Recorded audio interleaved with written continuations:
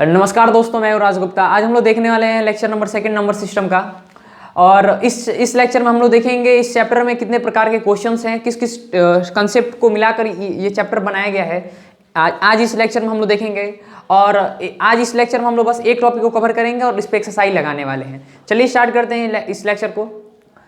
तो एक बात और है कि हमने अगले लेक्चर में पिछला जो लेक्चर पढ़ा है, जो पिछला लेक्चर पढ़ा है उस लेक्चर का एक कंसेप्ट छूट गया था। इरेशनल नंबर क्या होता है, इरेशनल नंबर्स क्या होते हैं हमारे, ठीक है। इसके बारे में हमारा एक बताना है बस, इरेशनल्स क्या होते हैं ये नंबर्स, इसके बारे में हम लोग समझेंगे, ठीक है। तो देखिए वो नंबर्स जो कि पी वाई क्यू के फॉर्म में ना हो, ठीक है। Those numbers which are not in the form of P by Q, वे सारे नंबर्स जो कि क्या ना हो, पी बाई क्यू के फॉर्म में ना हो, not in the form of P by Q, are known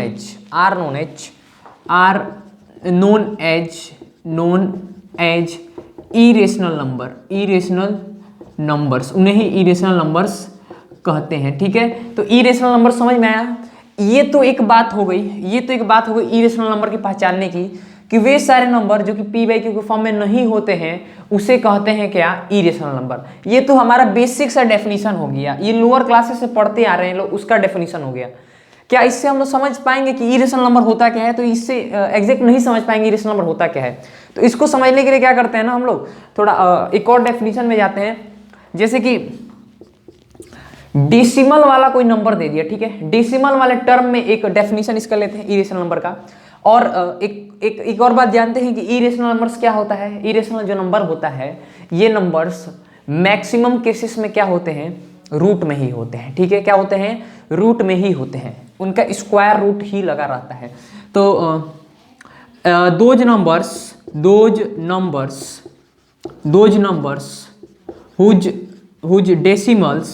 whose decimals are non terminating, उसका डेसिमल क्या होता है, नॉन टर्मिनेटिंग होता है एंड नॉन रिपीटिंग, इसके डेसिमल्स रिपीट भी नहीं करते हैं, इसके डेसिमल्स क्या होते हैं, रिपीट भी नहीं करते हैं हमारे इरेशनल नंबर्स के। आई होप की बात समझ में आ रही है। एग्जांपल से समझते हैं इस चीज को, क्या कहना चाहता हूं मैं। चलिए देखते हैं क्या कहना चाहता हूं मैं। जैसे कि मैंने ले लिया 3.1, चलिए हम लोग पाई की वैल्यू ले लेते हैं, ठीक है। खैर पाई की वैल्यू 3.14, ऐसे ही चलता रहेगा पाई की वैल्यू इसकी, ठीक है। तो पाई भी हमारा क्या है, ये जो पाई की हमारी वैल्यू है, ये क्या है, ये भी एक हमारी इरेशनल नंबर है, ठीक है। ये भी हमारी एक इरेशनल नंबर है, ठीक है। पाई की वैल्यू हमारी जो हो गई, और हमने ले लिया जैसे कि 3 पॉइंट ले लिया हमने, 4 2 4 5 6 7 9 8 2 4, ऐसे करते करते डिफरेंट टाइप्स ऑफ, देखिए इसके डेसिमल्स क्या करेंगे, नॉन रिपीटिंग। इस बात पे ध्यान देने की, नॉन रिपीटिंग, इसके जो डेसिमल्स है रिपीट नहीं करेंगे। एक ही नंबर लगातार रिपीट नहीं करता है इरेशनल नंबर्स में, एक ही नंबर लगातार रिपीट नहीं करता है डेसिमल पार्ट में, ठीक है। लेकिन रेशनल नंबर के केस में क्या था, नॉन रिपीटिंग तो होता है, ठीक है, सॉरी नॉन रिपीटिंग कर रहा हूं, नॉन टर्मिनेटिंग होता है, लेकिन उसका डेसिमल क्या करता था, रिपीट करता था, ठीक है। लेकिन इस केस में क्या होता है, नॉन रिपीटिंग, क्या होता है, नॉन रिपीटिंग होता है। तो ये टर्म था एक हमारा इरेशनल नंबर्स का, ठीक है। और भी बहुत सारे हमें नंबर देखने को मिल जाएंगे इस पे, ठीक है। हमें बहुत सारे नंबर्स इस पे भी देखने को मिल जाएंगे, ठीक है ना। आई होप बात समझ में आ रही है, ठीक है। देखिए जैसे 22/7 जानते हैं पाई की वैल्यू है हमारी, ठीक है। 22/7 ये भी क्या हो गया मेरा, इसको जब आप इसको लिखेंगे डेसिमल में, तो ये भी मेरा क्या होगा, ये भी हमारा एक इरेशनल नंबर होगा। लेकिन अभी ये क्या है, अभी एक हमारा ये एक रेशनल नंबर है। लेकिन जब मैं आपसे पूछ दूं, इस बात को ऑब्जर्व करिएगा कि जो पाई है, पाई हमारा होता है इरेशनल नंबर, लेकिन जब हम लोग पाई की वैल्यू को क्या करते हैं, इस फ्रैक्शन में लिख दे, तो ये हमारा रेशनल नंबर हो जाता है। याद रखिएगा, ये हमारा रेशनल नंबर हो जाता है, ठीक है।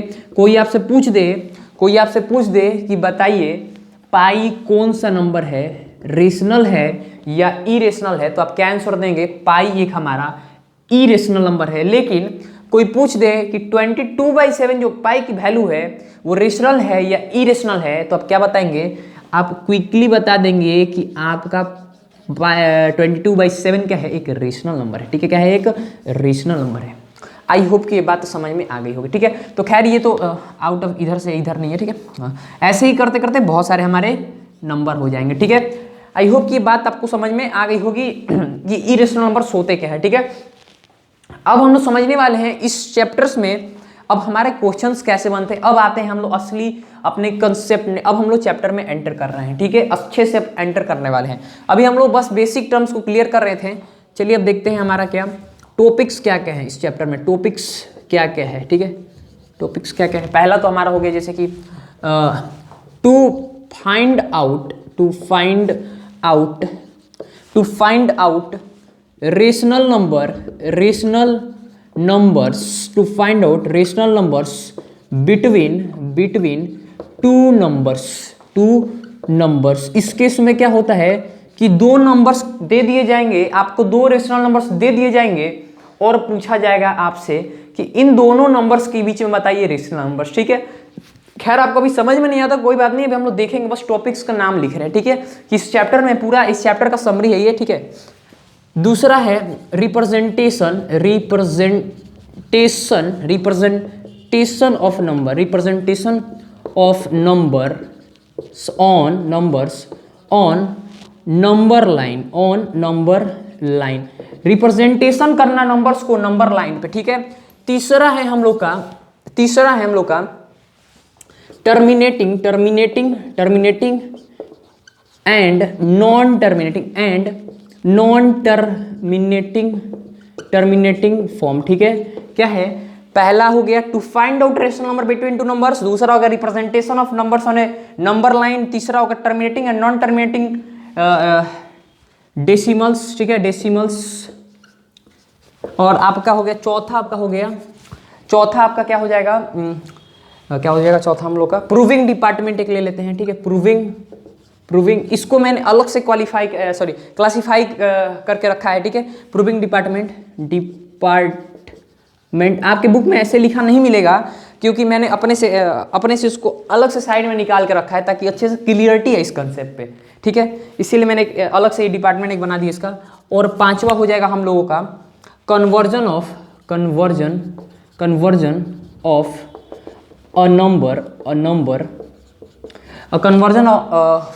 Decimal number. ठीक है, conversion of a decimal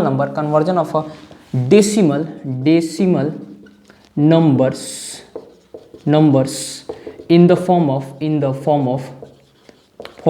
P by Q के फॉर्म में किसी भी डेसिमल नंबर को कैसे चेंज करेंगे, ये सब मिलाकर हमारे 5 टॉपिक्स हुए। कितने हुए, 5 टॉपिक्स। और यही 5 टॉपिक्स ही पूरे चैप्टर को क्वेश्चन से भर देता है। ठीक है, यही 5 टॉपिक्स है। Okay,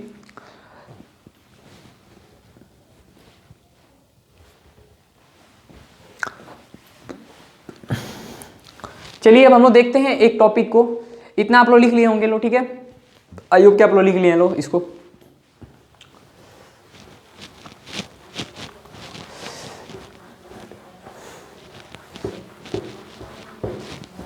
topic first, to find out rational numbers between two numbers. ठीक है, ये कंसेप्ट एकदम ओपी क्लियर होगा। ठीक है ना, वीडियो को पूरा देखिएगा, ये पूरा क्लियर हो जाएगा ये कंसेप्ट।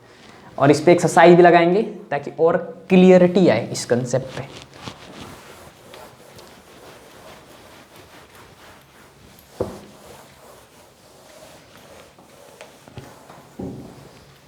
चलिए हम लोग देखते हैं।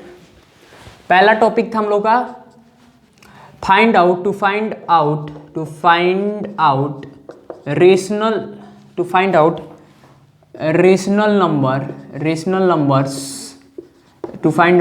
Numbers between two numbers. दो नंबर्स के बीच में कैसे पता लगाएंगे हम किस चीज का, रेशनल नंबर्स का। चलिए इसको हमने क्या किया, एकदम स्टेप वाइज बताया है, इस कंसेप्ट को मैंने स्टेप वाइज बताया ताकि आपको क्लियरिटी आ जाए इस टॉपिक पे, ठीक है। तो चलिए इसको क्या करेंगे हम लोग, स्टेप में बांटेंगे, ठीक है। जैसे कि इसमें हम लोग कंसीडर करते हैं, let consider two numbers a and b, ठीक है। हमने क्या किया, दो नंबर्स को मान लिया, ए और बी को, ठीक है। ए और बी हमारे कोई दो नंबर्स हैं, इन्हीं दोनों के बीच में, बात समझिएगा, इन्हीं दोनों के बीच में क्या करना है हमें, इन्हीं दोनों के बीच में हमें क्या करना है, दो कहेगा या 10 कहेगा, 5 कहेगा, 15 कहेगा, 10 भी कह देगा, क्या, रेशनल नंबर निकालने के लिए, ठीक है। इन दोनों के बीच में, ठीक है, इन दोनों के बीच में क्वेश्चन यही कहेगा, ठीक है ना। बात समझ में आ रही है इतनी। तो देखिए इस केस में क्या करते हैं, यूज द फॉलोइंग स्टेप। आपको क्या करना है, यूज द फॉलोइंग स्टेप करना है, ठीक है। फॉलोइंग स्टेप्स का यूज करना है, ठीक है। फॉलोइंग स्टेप्स का आपको क्या करना है, यूज करना है। जैसे कि मैंने पहला बताया, स्टेप फर्स्ट में क्या करेंगे आप देखिए, स्टेप फर्स्ट क्या हो गया आपका, स्टेप फर्स्ट में आप क्या करेंगे, राइट डाउन द गिवन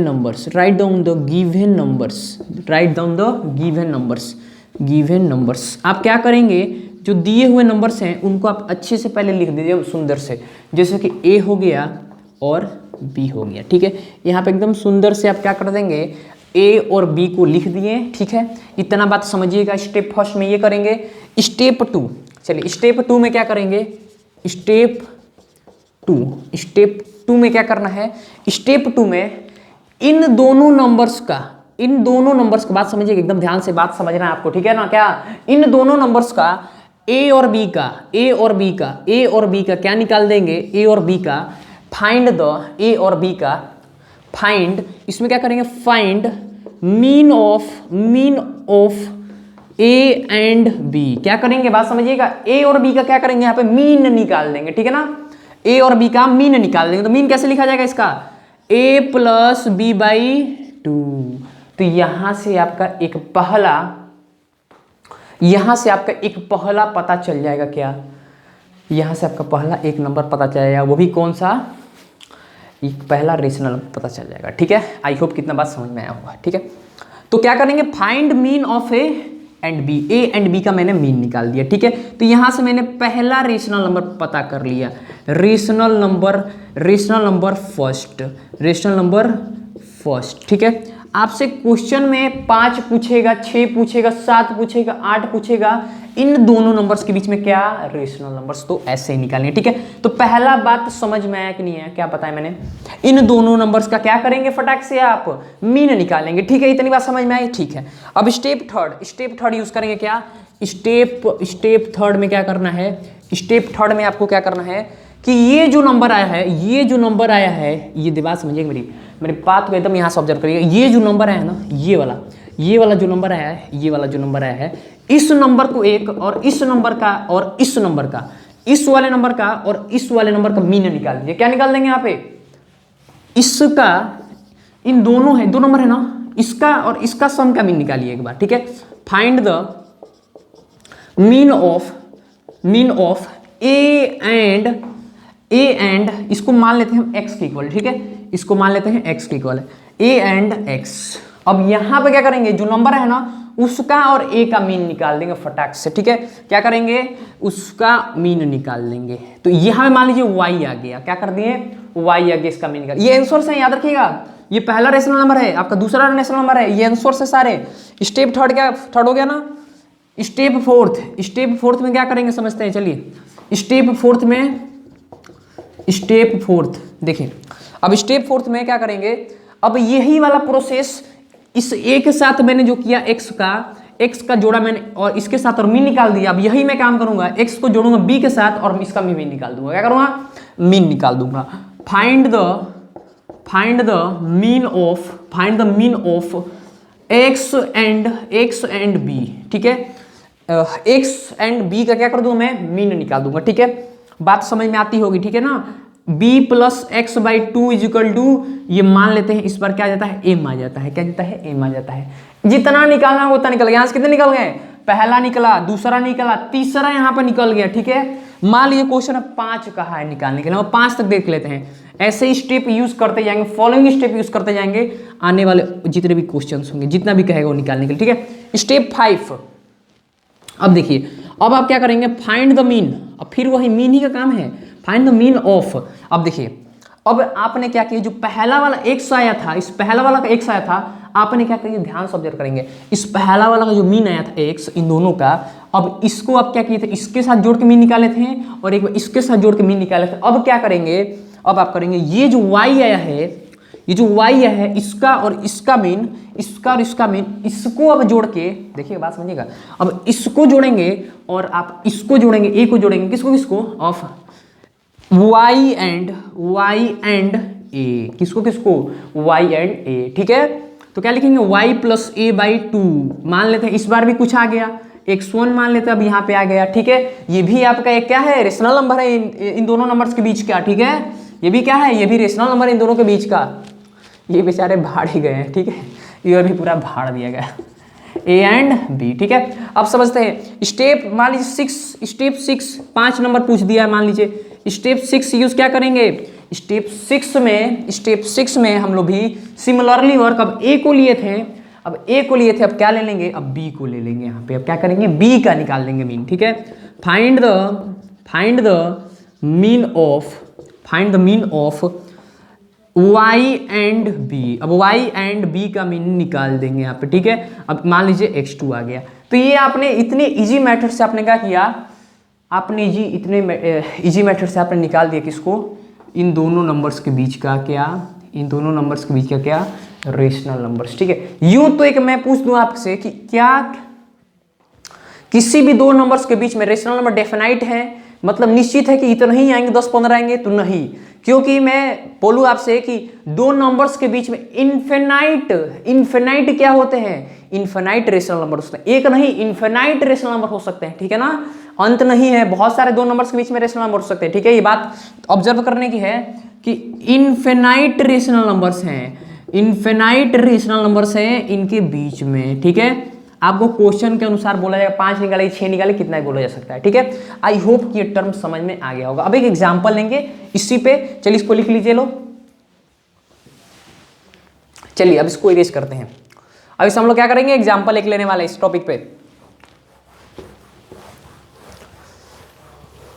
अगर समझ में आ गया है ना तो कमेंट करके बता दो कि समझ में आ गया है, ठीक है। समझ में आ गया तो एक बार कमेंट कर दो कि एकदम ओपी क्लियर है, एकदम ओपी लिख दो कमेंट में, ओपी, एकदम क्लियरिटी आ जानी चाहिए इस पे टॉपिक पे, ठीक है। अच्छा, अब एग्जांपल एक लेंगे तो और मस्त हो जाएगा ये टॉपिक, और क्लियर हो जाएगा। एक नहीं 2 एग्जांपल ले लेंगे ताकि समझ में आ जाए और अंडरस्टैंडिंग बिल्ड हो जाए इस टॉपिक पे। चलिए क्वेश्चन क्या कह रहा है, find the rational numbers between 5 and, find the rational numbers, कितने निकालने होंगे कुछ निश्चित कर दिया, find the 5 rational number, find the 5 rational numbers, यहाँ पे ध्यान दीजिए 5 लिखा हूं, ठीक है। Find the 5 rational numbers between 5 and 8, ठीक है। 5 एंड 8 के बीच में क्या करना है, आपको निकालना है 5 रेशनल नंबर, 5 से नहीं लेते हैं, 5 एंड 8 नहीं लेते, 5 एंड 6 ले लेते हैं, ठीक है। आपको क्या करना है, 5 रेशनल नंबर्स निकालना है, ठीक है। तो मैंने कैसे बताया था, एकदम शानदार रूप से करेंगे उसी को, ठीक है। सोल्यूशन इसका चालू करते हैं। स्टेप फर्स्ट मैंने क्या बोला था, भाई, मैंने बोला था write down your given number, क्या बोला था याद करिए एक बार, write down your given number. तो 5 वी हैव लिखते हैं ऐसे, ठीक है। वी हैव, हमारे पास क्या है, we have the numbers 5 and 6, हमारे पास 5 एंड 6 दो नंबर है, ठीक है। स्टेप 2 क्या मैंने बोला, स्टेप 2 बोला इन दोनों नंबर्स का याद करते रहिएगा, ठीक है, याद करते रहिएगा, इन दोनों नंबर्स का मीन निकाल देंगे, 5 + 6/2 इसको 11/2, ये हमारा पहला रेशनल नंबर निकल के आ गया, ठीक है। इन दोनों के बीच का पहला रेशनल नंबर निकल के आ गया। स्टेप थर्ड में क्या करेंगे, अब ये जो आया है, ये जो नंबर आया है, मैंने बोला था ना ये x के उसने माने थे, इसको इस ए के साथ जोड़ देंगे। यहाँ पे ए है, ये ए है, मान लीजिए यही आपका बी है, ठीक है। समझने की बात है, अगर समझ में आता है ना ओपी लिख दो, ठीक है। समझ में आ रहा है तो ओपी लिख दो। 5/2, 11 + 10/2/2 इक्वल टू 21 ये देखिए कंपाउंड एक फ्रैक्शन है, ये कंपाउंड फ्रैक्शन होता है, ठीक है। इसे कंपाउंड फ्रैक्शन कहते हैं। तो इसमें कंपाउंड फ्रैक्शन क्या होता है थोड़ा बता दे। देखिए जैसे कि a/b और c/d कोई नंबर लिखा है, ठीक है। तो क्या करते हैं, इस वाले नीचे वाले नंबर को इसके साथ मल्टीप्लाई करते हैं और इसको इसके साथ करते हैं, यानी a × d अपॉन में b × c, ठीक है। ये करते हैं। तो चलिए यहाँ पे भी क्या करेंगे, देखिए इसके नीचे मान लीजिए एक, तो इसके इसके साथ और इसको इसके साथ, तो क्या हो जाएगा मेरा 21/4, ये 2 निकल गया। स्टेप 4। एक और बात, आप लोग एग्जाम में चाहे आप लोग क्वेश्चन कोई करने को तो ऐसे स्टेप वाइज नहीं लिखेंगे, डायरेक्टली आप लोग सोल्व करेंगे, ठीक है। हम आप लोग को क्लियरिटी के लिए, क्रिस्टल क्लियर करने के लिए ऐसा कर रहे हैं, ठीक है। अब ये वाले के साथ, ये वाले नंबर के साथ फिर हम लोग 6 को जोड़ देंगे बी को, ठीक है। 11/2 + 6/2 11 प्लस इसको जोड़ एलसीएम लेंगे तो 12 आएगा बाई 2, क्या हो जाएगा 23/2 फिर वही आ गया, ठीक है। आई होप समझ में आया है, ठीक है। चलिए अब और निकालते, अभी 3 निकला है मात्र अभी, ठीक है। 3 निकला है। स्टेप 5। स्टेप 5 पे क्या करने वाले हैं, अब देखिए इसका तो यूज हो गया दोनों के साथ, ए और बी के साथ इसका काम हो गया, ठीक है ना। इस वाले नंबर का ए और बी के साथ हो गया। अब क्या करेंगे, ये जो नंबर आया है, अब ये वाला जो नंबर है इसको लेंगे ए और बी के साथ, ठीक है। 21/4, अब इसका मीन निकालेंगे किसके साथ, ए और बी के साथ। तो पहले ए के साथ निकालता हूं मैं, 21/20। अरे यार एलसीएम ले रहा हूँ, ज़्यादा तेजी में कर रहा हूँ मैं लग रहा है। चलिए तो इसका मैं क्या करता हूँ, इसका एलसीएम ले लेता हूँ। 21 प्लस इसका एलसीएम 4 हो जाएगा ना, ध्यान समझिए 4 और 1 एलसीएम 4 हो गया। तो यहाँ पे एलसीएम लेंगे तो 1 से डिवाइड करेंगे, 4 में जाएगा ना, 4 बार में। यहाँ पे फिर नीचे 2, यहाँ पे 21 + 20/4 × 2, यहाँ पे क्या हो जाएगा 41/8। ये हमारा 4th हो गया। चौथा हमने निकाल लिया रेशनल नंबर, ठीक है। स्टेप 6 में क्या करेंगे, अब बी के साथ जोड़ देंगे 21/4 प्लस में 6/2। देखिए 5 के साथ कर दिए, अब 6 के साथ करेंगे, वही एलसीएम ले लीजिए। एलसीएम क्या होगा इन दोनों का, एलसीएम हो जाएगा 4 + 6 × 4/2। 21/24, 21 + 24, 4 × 2 = 45/8। ये हमारा हो गया 5th निकल गए। हमारे 5 धुरंधर निकल के आ गए, हमारे रेशनल नंबर्स, हमारे 5 रेशनल नंबर्स निकल के आ गए। आई होप कि आप लोगों को ये समझ में आ गया होगा, ठीक है।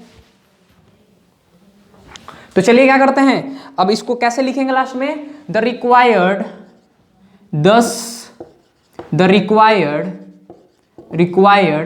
5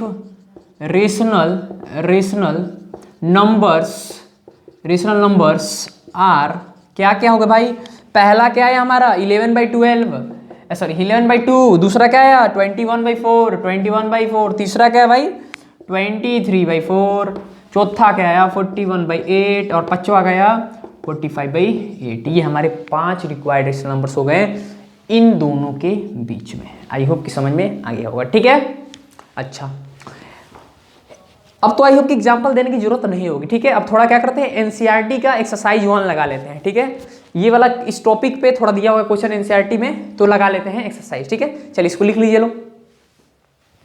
चलिए अब हम लोग क्या करेंगे, एनसीईआरटी का एक्सरसाइज थोड़ा लगा लेते हैं।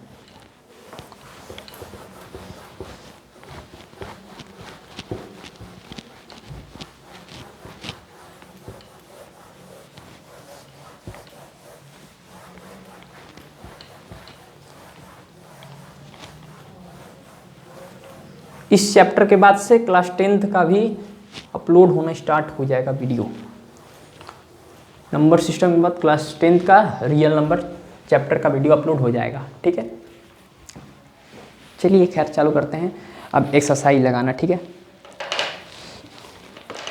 चलिए तो एनसीईआरटी का है ये एक्सरसाइज 1, ठीक है। एक्सरसाइज 1 है 1.1। देखिए पहला क्वेश्चन क्या कह रहा है, पहला क्वेश्चन कह रहा है कि क्या 0 इज 0 और रेशनल नंबर,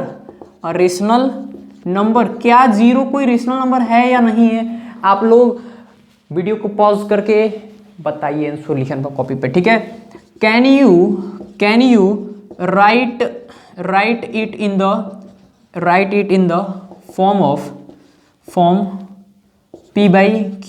क्या आप इसको p by q फॉर्म में लिख सकते हैं, जहां की p एंड q क्या हो आपके इंटीजर्स हो, क्या है आपके इंटीजर्स हो, क्या हो इंटीजर्स हो, ठीक है, और q क्या हो 0 के इक्वल ना हो। तो ये क्या बात सही है, क्या इन्होंने बात ये सही कही है कि क्या हम लोग जीरो को एक रेशनल नंबर कह सकते हैं? यस, बिल्कुल कह सकते हैं। Yes zero is also rational number, zero is also a rational number, ठीक है, जीरो भी एक क्या है रेशनल नंबर है, ठीक है। बात समझ में आ रही है क्या कह रहा हूं मैं? जीरो भी एक रेशनल नंबर, बिकॉज देखिए क्यों, ऐसा क्यों है भाई? तो देखिए 0/1, 0/2, 0/3 डॉट करके etc चलता जाएगा, ठीक है। तो देखिए हमारा ये देखिए p तो भले जीरो हो सकता है, ठीक है, p तो जीरो हो सकता है, लेकिन q किसके इक्वल नहीं है? दोनों केसेस में q क्या है? जीरो के इक्वल नहीं है, ठीक है। डिनोमिनेटर हमारा जीरो के इक्वल नहीं है। तो हमारा ये क्वेश्चन समझ में आई हो कि आ गया हो। क्वेश्चन क्या कर रहा था? क्या जीरो हमारा एक रेशनल नंबर है? क्या जीरो एक रेशनल नंबर है? Can you right it in the form of, क्या तुम इसको p by q के फॉर्म में लिख सकते हो, जहां की p और q क्या है आपके इंटीजर्स हैं। ये दोनों क्या है? p और q हमारे इंटीजर्स हैं, ठीक है ना। p और q क्या हमारे इंटीजर्स हैं, ठीक है। आई होप कि समझ में आ गया होगा। चलिए दूसरा देखते हैं क्वेश्चन। दूसरा क्वेश्चन क्या हो गया हमारा? फाइंड रेशनल नंबर्स बिटवीन, ये आप लोग का होमवर्क है, ठीक है, आप लोग इसको होमवर्क में कर लीजिएगा। Find 5 rational numbers between 1 and 2। Sorry, आप लोगों को यह करना है, पता लगाना है 5 रेशनल नंबर्स 1 और 2 के बीच में, ठीक है। तीसरा आपको यह भी पता लगाना है find 6 rational numbers between 3/5 and 4/5, ठीक है। इन दोनों के बीच में क्या करना है? आपको पता लगाना है, ठीक है। कितने? 6 इसमें पता लगाने हैं। अब चलिए, अब एक और एक्सरसाइज है हम लोग का इसमें, ट्रू और, ये आप लोग कर लीजिएगा घर पे, जरूर से करना है, ठीक है। और कमेंट करके इसका आंसर भी बता दीजिएगा कि क्या क्या आपका इसका आंसर आया है, ठीक है। नहीं तो आप लोग एनसीईआरटी से आप लोग इसको क्या करेंगे? मिला लेंगे, ठीक है। चलिए अब क्या करेंगे? चौथा देखते हैं क्वेश्चन क्या है। इसको आप लोग लिख लीजिए, मैं इरेज कर रहा हूं।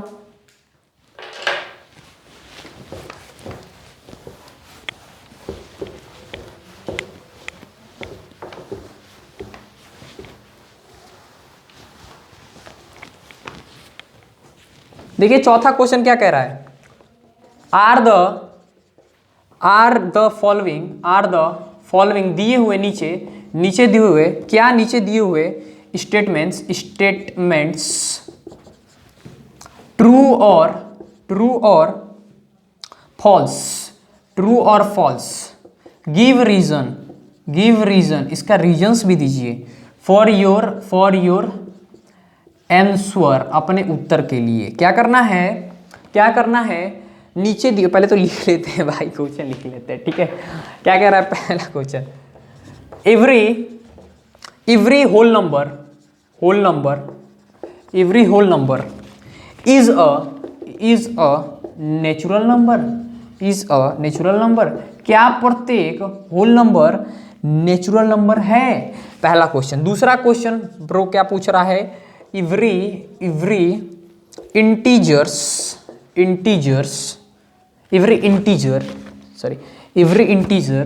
is a rational number।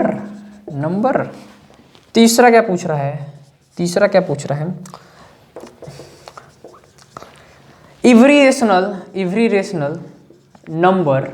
rational number is an integer, क्या प्रत्येक रेशनल नंबर इंटीजर हैं? चौथा क्या पूछ रहा है? every natural number is a whole number. पांचवा क्या पूछ रहा है? every integers is a whole number, is a whole number, क्या होल नंबर है। अच्छा, छठा क्या कह रहा है, every rational number NUMBER is a whole number. चलिए, तो ये हमारा एक्सरसाइज है, ठीक है, क्या ये हमारा एक्सरसाइज है। चलिए इसको लगाते हैं। तो क्या कर रहा है पहला कि बताइए कि are the following statement true और फॉल्स, क्या ये जो नीचे दिए गए हैं स्टेटमेंट ट्रू और फॉल्स हैं, अगर हैं तो इसका आप रीजन भी बताइए, ठीक है, अगर हैं ये सही तो इसका रीजन भी बताइए आप, ठीक है। कितना मिनट वीडियो और रिमेन रह गया है, 2 मिनट्स यार, कंप्लीट हो जाना चाहिए। देखिए, every whole number is a natural number, क्या प्रत्येक होल नंबर नेचुरल नंबर हो सकता है। ध्यान समझिएगा, एक नंबर लाइन ले लीजिए इसको समझने के लिए, ठीक है। 0 1 2 3 4 5 6 7 ऐसे करते करते इन्फिनिटी तक। आपसे पूछा क्या जा रहा है क्वेश्चन में कि क्या प्रत्येक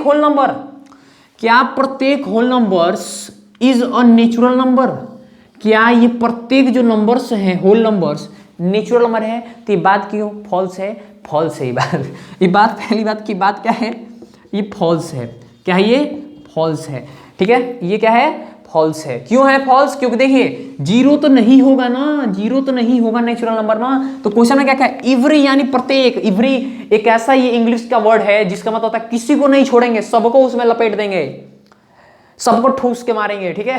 इवरी एक ऐसा वर्ड है, ठीक है, तो याद रखिएगा इवरी की वजह से एक भी नहीं छोड़ना चाहिए, तो सब कंसीडर हो जाएगा इसमें, ठीक है ना।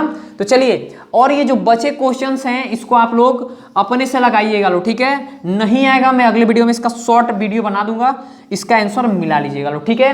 ये आपका काम, ऐसे ही नंबर लाइन बना के करेंगे, ठीक है, याद रखिए भेजे में ऐसे ही नंबर लाइन बना के करेंगे, ठीक है। चलिए मिलते हैं अब नेक्स्ट वीडियो में, ओके।